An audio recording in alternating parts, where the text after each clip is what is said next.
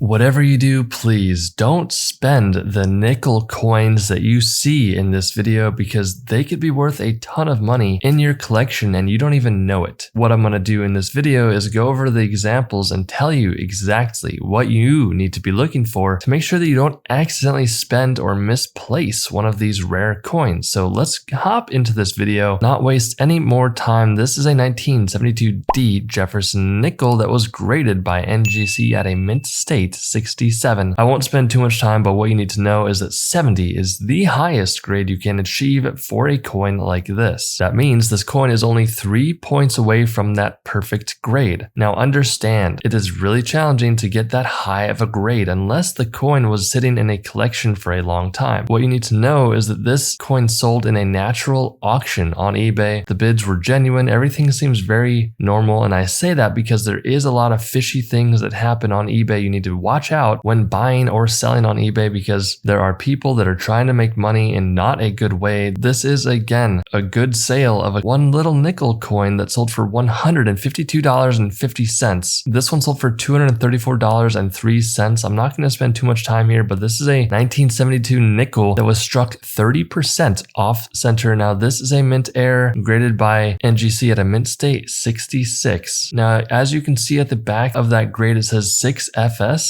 That means that this coin has 6 full steps. So if you flip the coin over and look closely, you will see that in the back center above Monticello there, you will see the full steps. Now that's important because that is the highest point on the coin and the hardest to strike during the minting process. It may seem silly, but collectors really want their coin to have these full steps. Now it does not matter if the coin is not in really good condition. The coin must be in mint state like the coin in this video. But again, $234 for this one little nickel. I'll be very brief here, but this coin sold for $280. 1972 Jefferson nickel. There is no mint mark. That means it was produced at the Philadelphia Mint, guys. This one has the 5 full steps on the back, so it is missing one of those steps there. But again, a really nicely graded coin by NGC at a mint state 66, and that's why it sold for $280. $300 for this 1972D nickel that was graded by NGC at a mint state 64. So when you're looking at this coin, you can see something's a bit off here. The coin weighs 3.04 grams, and that's because this coin was accidentally struck on a 1-cent planchet. By planchet, I just mean piece of metal. So when the coin was going through the minting process, whether it was on accident or on purpose, someone put a blank piece of metal in the hopper. When it should have been a nickel planchet, it was a cent planchet, and that's why it's so rare and valuable. Guys, watch out if you find something like this. You need to be careful of scammers out there trying to take your money. If you want to learn more about coins, I have a completely free ebook down below, but you do not have to do that. Just keep doing your homework and research, guys. It's very important. We have to watch out for people out there that are trying to take our money. $1,440 for this 1972D 5-cent Jefferson nickel. This one was graded by PCGS at a mint state 62. So that's on the lower spectrum of the mint state grade. You can tell that there's a lot of scratches and nicks and gashes on this coin. But when you're looking at the coin, you can also tell it's a bit smaller. Now this coin was accidentally struck on a Philippines 5-cent planchet. Now I do recommend having some sort of scale to weigh your coins. That's going to be a good indicator. Now also understand that the US Mint has a 10% variability acceptance rate when it comes to the weight of a coin. So if your coin weighs a little bit heavy or a little bit light, that's okay and acceptable. But once you have this large difference like this coin, that's when it can get a bit tricky. I do have a link below to different scales, but again, if you have one in your kitchen or wherever, you can just use that one. That's fine too. But guys, $1,440 for this little Jefferson nickel.